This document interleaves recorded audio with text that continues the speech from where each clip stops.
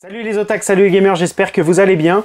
Aujourd'hui, on se retrouve pour faire un petit comparatif et essayer de répondre à la question: est-ce que ça vaut le coup d'acheter la nouvelle édition de Hokuto no Ken? Alors, elle s'appelle Ultimate.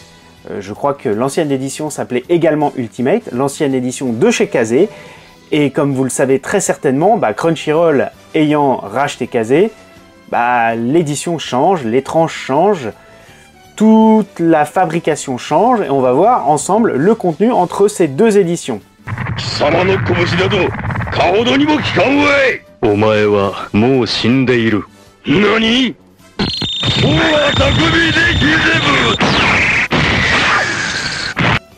Déjà, ce qu'il faut savoir, c'est que l'ancienne édition de chez Kazé se fait de plus en plus rare. Elle était à 13,29 € quand la nouvelle est à 14,90 €. Donc j'espère que cette vidéo vous aidera à faire votre choix sur l'édition à choisir, sachant que, comme je vous l'avais indiqué finalement dans ma vidéo précédente pour comparer la nouvelle édition de l'ancienne édition de City Hunter chez Panini Manga, si vous voulez la vieille édition de chez Kazé, donc, à mon avis, dépêchez-vous, parce que soit il y a déjà des ruptures de tirage sur certains tomes, soit tout naturellement, jusqu'à épuisant des stocks, il n'y en aura plus, ils ne seront bien évidemment pas réimprimés puisque Crunchyroll badge en fait tous les nouveaux mangas dont ils ont l'exploitation des droits de licence avec leur logo. Alors, pour souvenir, pour rappel, pour ceux qui ne l'ont peut-être jamais vu dans les librairies, voici l'ancienne édition de chez Kazé. C'était une édition donc Ultimate au format Perfect. C'est un grand format, plus grand qu'un manga, on va dire classique. Je vais prendre par exemple celui-ci. Vous voyez, on est vraiment sur un format un peu plus intéressant en matière de confort de lecture. Et je crois que déjà à l'époque, on avait des doubles volumes. J'adore cette édition. Franchement, je la trouve hyper classe. Donc ça, c'est vraiment un petit rappel pour ceux qui n'ont pas connu cette édition-là. Et petit détail qui vaut son pesant de cacahuètes, on va dire, c'est que, voilà, on avait vraiment le double volume, donc ça confirme bien mes souvenirs. Et on avait les petites pages couleurs en début. Alors couleur, c'est vite dit, c'est les pages 3 couleurs, noir, blanc et un peu de rouge, avec une page, elle, dite couleur, au début de l'ouvrage, du double volume, et pas au niveau du volume numéro 2, plus un mini micro poster que voici sur l'ancienne édition. Voilà. Donc ça, c'était vraiment ce que Kazé faisait de mieux en matière d'édition. Mais bon, on a vu, on a profité en fait de cette édition pour souvenir également la tranche, vous savez bien, ça fait polémique cette histoire de tranche assombrie noire avec le logo Crunchyroll en haut, et puis le nom de l'œuvre, une petite illustration et l'auteur avec le numéro du volume ici présent. Donc là, Kazé, on avait vraiment quelque chose d'intéressant puisque on avait droit à une belle fresque où en fait vous avez un Ken qui est comme ça en train de balancer des patates. Voilà, ça rend super bien dans une mangatech, c'est vraiment intéressant.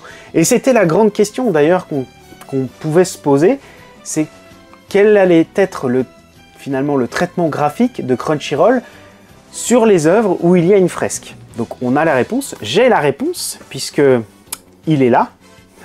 Et on va regarder ça ensemble. Ce qui est intéressant de voir également, c'est que il y avait sur l'ancienne édition du vernis sélectif où en fait on apercevait derrière des bâtiments en ruine plus le logo en vernis sélectif, et à l'arrière on avait les fameux impacts, enfin les traces en fait de c'est quoi, c'est la grande ours, ouais, je sais plus si c'est c'est les 7 cicatrices qu'il a au niveau du torse. Et on les voit ici, alors je sais pas si on verra à la caméra, mais en vernis, ouais, là on en voit une, et puis là il y en a là, enfin on les a toutes à l'arrière, et ça rend vraiment très bien. Toutes les illustrations sont différentes. Donc vraiment une très belle édition en matière de Ultimate. C'est peut-être pas ce qui se fait de mieux hein, en matière d'édition, mais je dois avouer quand même que c'était plutôt classe. On va regarder juste un truc aussi. Qu'est-ce qui se cache derrière la surjaquette sur cette édition de chez Kazé? Donc on avait un livre comme ceci. Donc là on reconnaît le Hokuto no Ken, hein, tout doré. Et au niveau de la surjaquette, on avait ceci. Voilà. Donc maintenant qu'on a fait le tour du propriétaire avec l'ancienne édition, eh bien je vous propose de regarder la nouvelle et on va juger sur pièce. Est-ce que oui ou non, il faut se dépêcher d'avoir l'ancienne édition ou la nouvelle fait véritablement le job? Vous allez voir, ça va être très vite vu. Alors, tadam! Voilà. Voilà la nouvelle édition. Voilà la tranche. On va regarder en détail. Alors, on va déjà regarder le format parce que je pense que vous avez certainement déjà dû voir la grande différence, enfin les grandes différences, et il y en a. Pas besoin d'avoir, comme on dit, le compas dans l'œil pour se rendre compte que, voilà, là on est vraiment sur un format double, mais pas du tout perfect. La Crunchyroll, je trouve que c'est pas génial. On est vraiment sur un format qui s'apparente à un double manga très classique. Donc là j'ai pris Hell's Kitchen, mais voilà à peu près. Hein. Voilà à peu près ce que ça donne en matière de dimension. Tiens, je vais essayer de vous montrer avec un... Non, c'est plus petit qu'un Rokudenashi. C'est, je sais pas ce que c'est que ce format-là. Je pense que ça ressemble peut-être à un format comme Sacré Mamie. Une Sacré Mamie, pardon.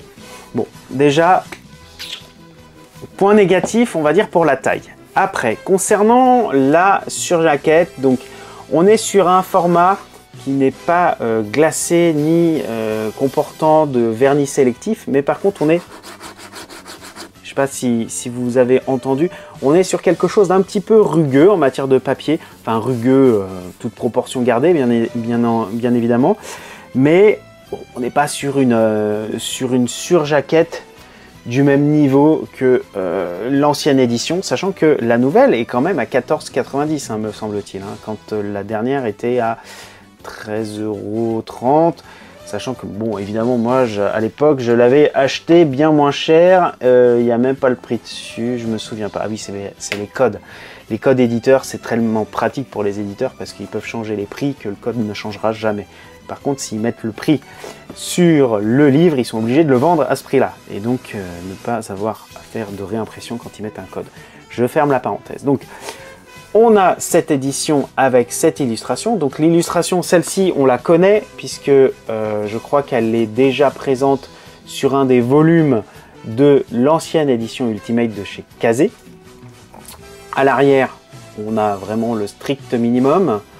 On n'a pas de rappel sur la typo Hokuto no Ken ou on a encore les 7 cicatrices, mais plus, bon bah là ça fait plus les étoiles de la Grande Ourse, hein.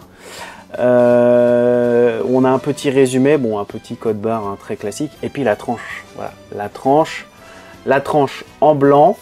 Donc adieu la fresque. Voilà. Donc ça c'est vraiment dommage. Donc on est fidèle à leur charte. Hein. Ils avaient dit le logo, le titre, le numéro du volume, la petite illustration qui finalement est une reprise de ce qu'on voit en première de couverture et auteur. Voilà. C'est décevant, je trouve. Je trouve que c'est décevant. Alors, j'aime pas critiquer, j'aime pas tirer sur l'ambulance, comme on dit, mais je dois avouer que là, c'est plus cher et moins bien. Donc peut-être que c'est moins cher à fabriquer, ou plus cher à fabriquer, je ne sais pas. Mais ça, c'était quand même la classe. Alors, on va regarder maintenant, parce que peut-être qu'on a des bonus, on ne sait pas. Ça, c'est marrant, ça. L'intérieur de la surjaquette. Donc, le doré, en fait, on ne l'a que ici, sur le titre est un petit peu là, enfin doré, vite vu, hein, vite vu. Par contre, là, on va être sur quelque chose de relativement similaire. Ça me fait penser à une vieille pub sur le Canada Dry. On dirait, mais en fait, non. Ça n'en est pas. Alors, voilà un petit peu ce que ça donne en matière de livres sans la jaquette. Donc là, effectivement, ils se sont un peu plus rapprochés de l'édition de Kazé. Quand je vois la différence de taille, mais je me dis... le confort de lecture, surtout que les œuvres de Tetsuo Hara, elles sont blindées de détails, elles sont hyper chargées, c'est assez lourd comme dessin. Là, ça va être un petit peu plus petit. Bon, c'est pas illisible, hein, mais ça reste perfectible, on va dire. Donc voilà un petit peu l'édition, comment elle se comporte, j'allais dire. Bon, voilà. Et c'est vraiment la première fois que je l'ouvre, donc ça va être la totale découverte avec vous. Comment ça se présente à l'intérieur. Donc à l'intérieur, on a la page numéro 1. On a... Ouh, ouh, ouh. Ouh, ouh, ouh. Ah oui, d'accord. Donc, il faut que je regarde en même temps, je suis désolé. Pour ne pas vous dire de bêtises. Ok, donc, page numéro 1, que voici. Page du sommaire, adieu, le mini poster en papier brillant, ou glacé comme vous voulez. Et là, les pages de couleur sont sur un papier mat. Donc moi, les papiers mat, ça passe ou ça casse. Donc là, on a vraiment page couleur. Je voudrais juste vérifier quelque chose avec vous par rapport à l'ancienne édition, parce que les pages couleur, je me souviens plus si elles sont sur papier mat aussi. Oui, elles sont sur papier mat. Oui, elles sont également sur papier mat, mais je trouve que niveau couleur, c'est peut-être la dimension du livre qui fait ça, mais je trouve qu'elles sont un peu plus prononcées. Attendez, on va essayer de faire ça. Ah, c'est pas flagrant, mais je pense que on va bien voir. Donc ça donne à peu près la même chose, hein. Ça donne vraiment la même chose.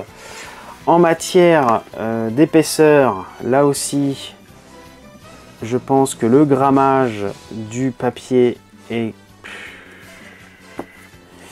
C'est kiff-kiff, hein, c'est kiff-kiff. Un peu comme City Hunter, ce que je comprends pas d'ailleurs, j'ai toujours pas réussi à comprendre, il y a autant de pages, il n'y a pas de bonus, et c'est moins épais. Ouais, c'est moins épais. Alors là, on le verra pas forcément, mais la nouvelle version Crunchyroll est un peu plus compacte, un peu plus dense en matière d'épaisseur, c'est un peu moins épais. En matière de poids, elle est plus légère, la nouvelle. Bon, ça c'est un détail, franchement c'est un détail. Le papier, il est bien blanc. Et donc, après ces pages couleurs sur papier mat, est-ce qu'on a bel et bien les pages couleurs du milieu?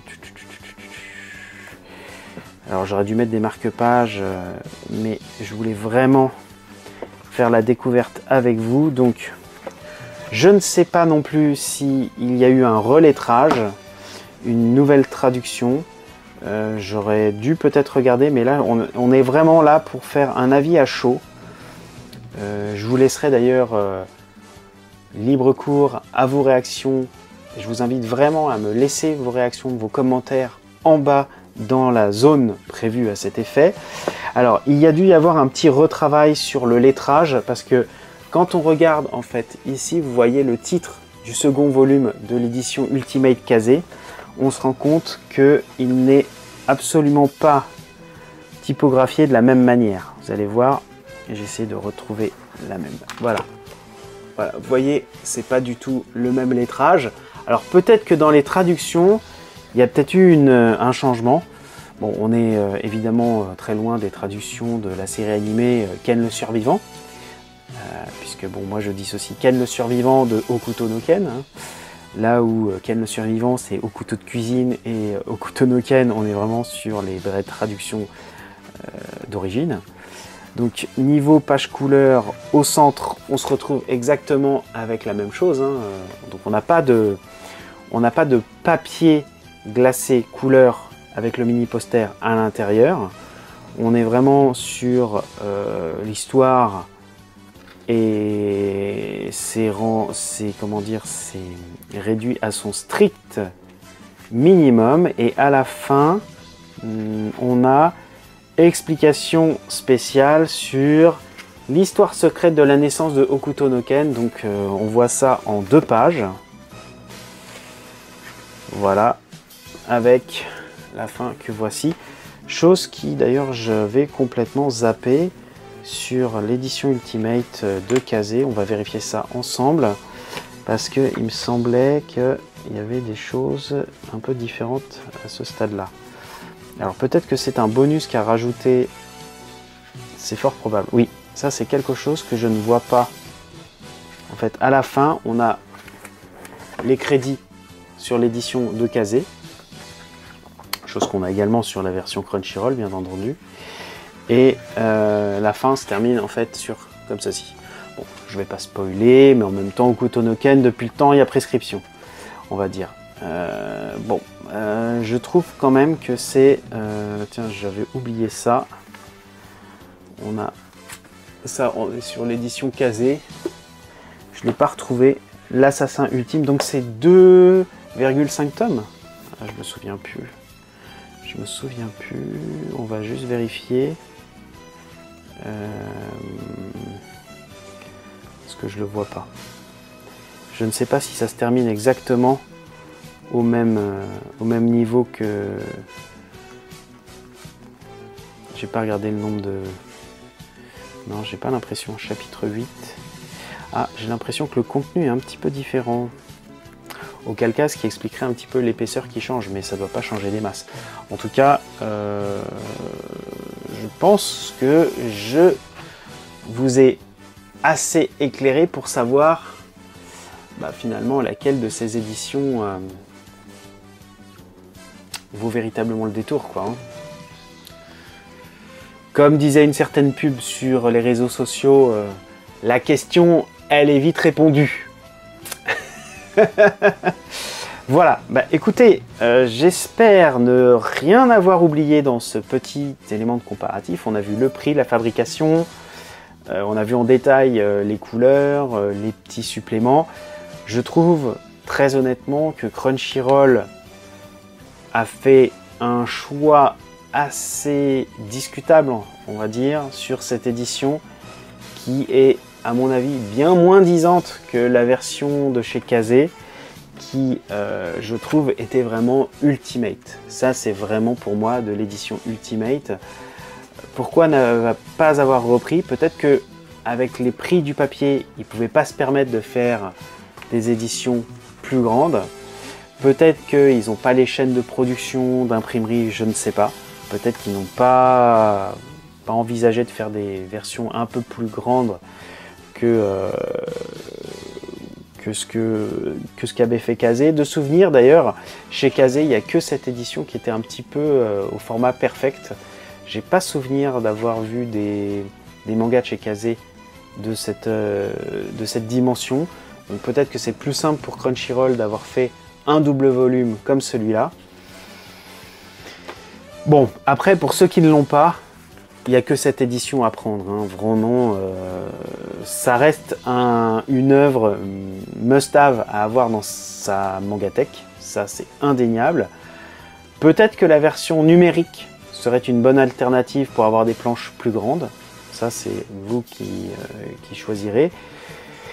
Maintenant, si vous avez l'occasion d'avoir ce genre de choses qui, je pense, et malheureusement, risque de prendre du prix, compte tenu de l'édition, de la qualité d'édition, de la rareté, etc., et de la spéculation, va se faire rare, va se faire cher, malheureusement, puisque moi je suis pour le fait que la culture soit accessible au plus grand nombre.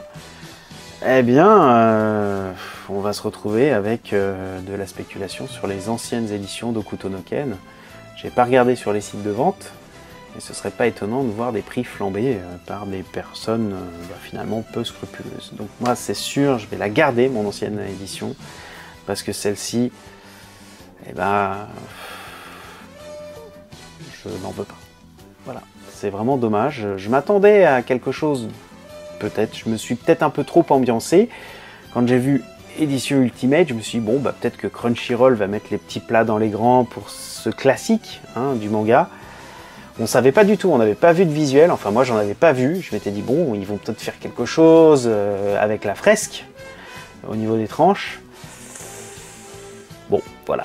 Bah écoutez, je suis un peu déçu quand même, hein, voire un peu beaucoup déçu. Dites-moi dans les commentaires, ça sert à rien d'être véhément ou de casser du sucre sur le dos de Crunchyroll.